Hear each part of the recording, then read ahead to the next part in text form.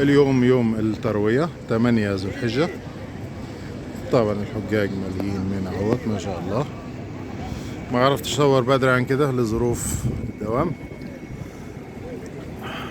طبعا يعني ما فيش كلام يتقال، او يعني المنظر ابلغ من اي حاجة. ربنا يرزق الجميع طبعا بأداء فريضة الحج والركن الأعظم.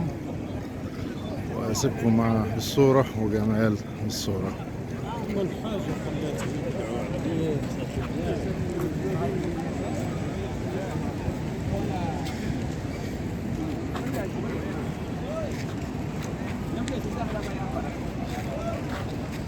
كل لون وكل لسان وكل لغة يتوجه إلى الله بطلب الرحمة والمغفرة والعتق من النار.